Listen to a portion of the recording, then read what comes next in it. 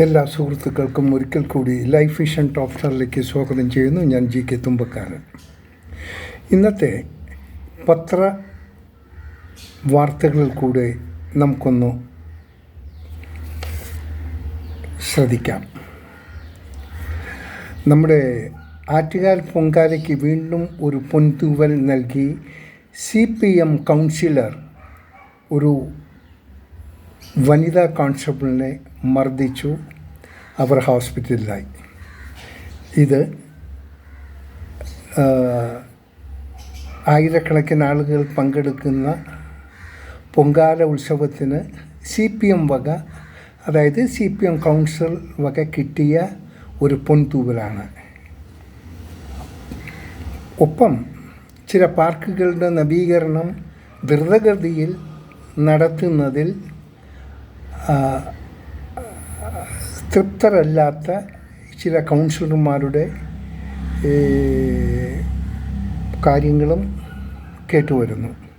എന്തായിരുന്നാലും പൊങ്കാല ഉത്സവത്തിന് ഇങ്ങനെ വർഷത്തിൽ എന്തെങ്കിലുമൊക്കെ ഓരോ കാര്യങ്ങൾ കോർപ്പറേഷനിൽ നിന്ന് ഉണ്ടാകാറുണ്ട്. അത് കോർപ്പറേഷൻ കൗൺസിൽ ഭംഗിയായി നിർവഹിച്ചു. നല്ലത്, നടക്കട്ടെ. ഇനി അടുത്തത്, നമുക്കറിയാം, ഈ മദ്യപിക്കുന്ന ഒരു ചിലർക്ക് അറിയാൻ പറ്റി, ജോണി വാക്കർ എന്ന മദ്യക്കുപ്പിയിൽ ഒരു വാചകമുണ്ട്. അതിലെഴുതിയിരിക്കുന്നത് സ്റ്റിൽ ഗോയിങ് സ്ട്രോങ്, അതായത് സ്റ്റിൽ ഗോയിങ്, ഇപ്പോഴും ഞങ്ങൾ സ്ട്രോങ് ആയിട്ട് തന്നെയാണ് പോണത്. കാരണം എനിക്ക് തോന്നുന്നു അതായിരിക്കും ആശാ വർക്കേഴ്സിൽ നിന്നും കാണാൻ പ്രതീക്ഷിച്ചത്. ഏതുതരം കാലാവസ്ഥകളെയും അതിജീവിച്ച് അവർ അവരുടെ സമരവുമായി മുമ്പോട്ട് പോകുന്നു. അത് തെളിയിക്കുന്നത് ആണ് ഈ വാചകം, സ്റ്റിൽ ഗോയിങ് സ്ട്രോങ്. ചൂട് അധികമായ കാരണം, ഈ സമര ചൂട് കാരണം സഹിക്കാൻ വയ്യാതെ ആരോഗ്യമന്ത്രി അവരുടെ മുറിയിൽ AC-യുടെ ഇത് ശകലം കൂട്ടി ഫുൾ കൂളിലാണ്. ഇപ്പോൾ പുറത്തിറങ്ങാൻ പാടാണ്. നല്ലത് വരട്ടെ ആരോഗ്യമന്ത്രി, സാരമില്ല, എപ്പോഴെങ്കിലും ഒരിക്കൽ പുറത്ത് ചാടണമല്ലോ. എന്തായിരുന്നാലും ആശാ വർക്കേഴ്സിൻ്റെ സമരത്തിന് എല്ലാ പിന്തുണയും ജനലക്ഷങ്ങൾ അർപ്പിക്കുന്നു. ഒപ്പം നമ്മളും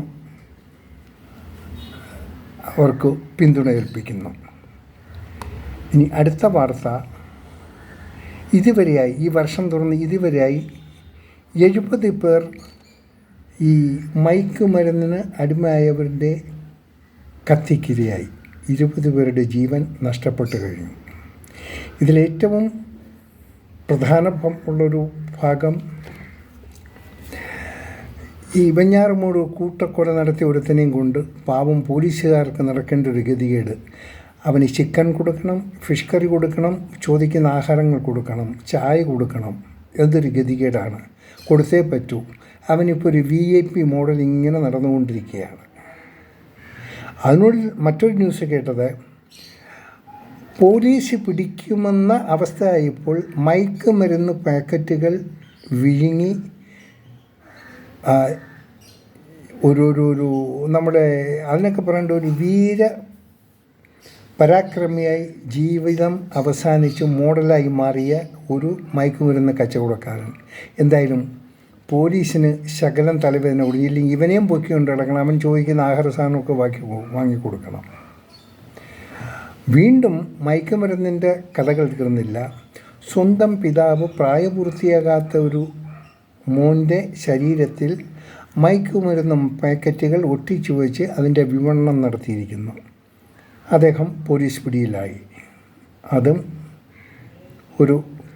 ആ കലാപരിപാടികളും ഇതിൻ്റെ കൂട്ടത്തിൽ നടക്കുന്നു. അത്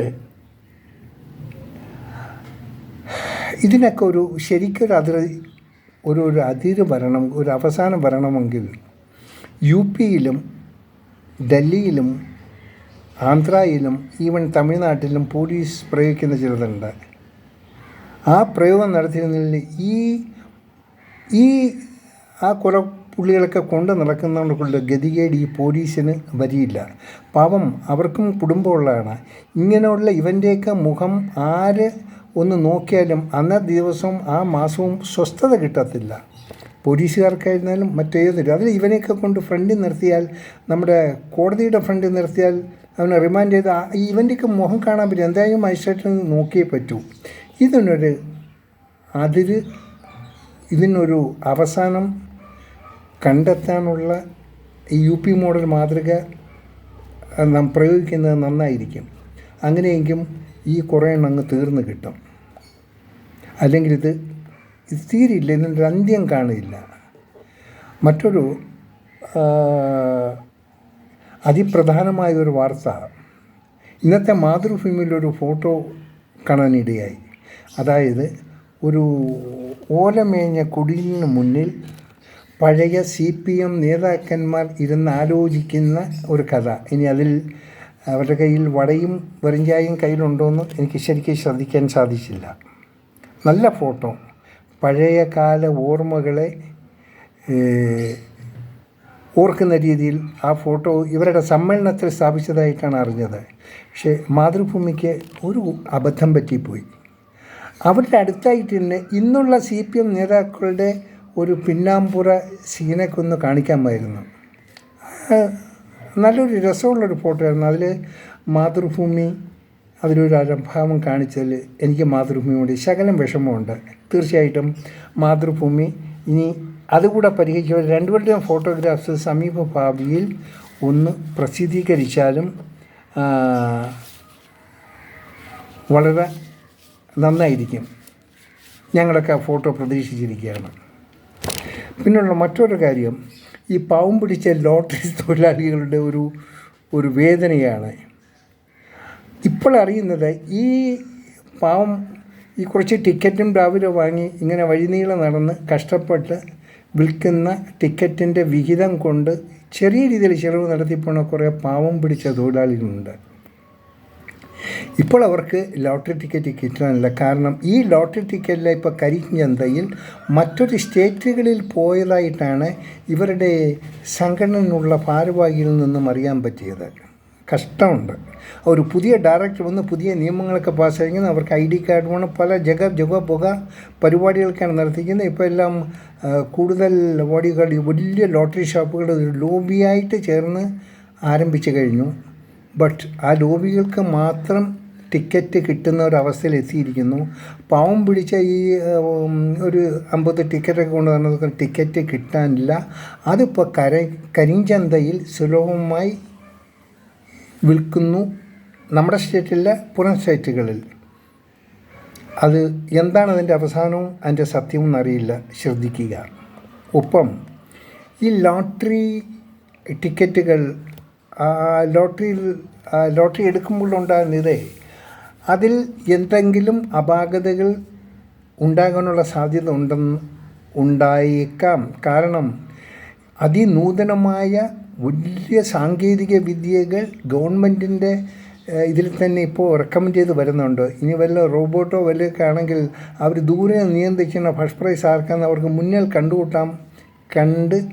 കണ്ടെത്താൻ സാധിക്കും. അപ്പോൾ അതിനൊരു സഹായകരത്തിൻ്റെ ഭാഗമായി ഈ കരിഞ്ചന്ത ലോട്ടറി കച്ചവടത്തെയും കണ്ടുകൂടായികയില്ല.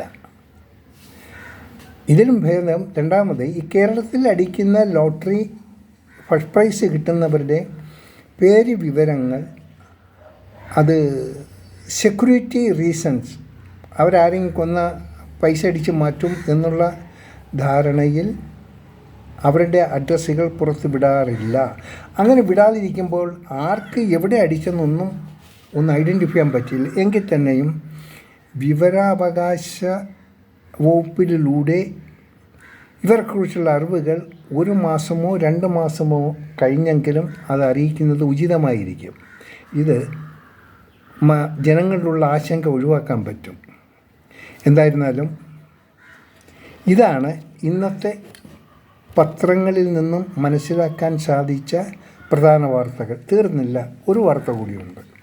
അതായത് മരണമടഞ്ഞ ADM നവീൻ ബാബുവിൻ്റെ കേസുകൾ വിജയകരമായി ഹൈക്കോടതി തീർപ്പാക്കി.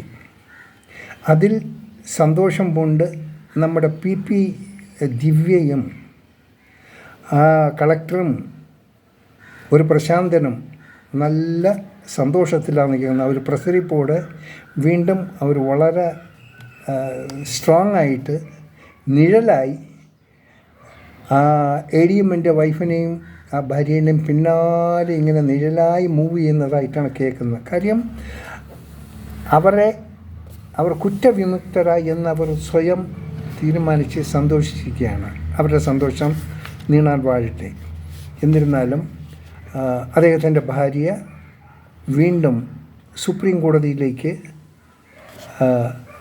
അവരുടെ ഈ കേസിൻ്റെ വിവരങ്ങളുമായി മുന്നിട്ടിറങ്ങാനുള്ള തീരുമാനത്തിലാണെന്ന് അറിയുന്നു. നല്ല ഒരു റിസൾട്ട് കിട്ടട്ടെ എന്ന് നമുക്ക് പ്രത്യാശിക്കാം. കാണാം വീണ്ടും മറ്റൊരു ദിവസം മറ്റു പത്രവാർത്തകളുമായി. എല്ലാവർക്കും നല്ലത് വരട്ടെ. Have A nice day. Thank you.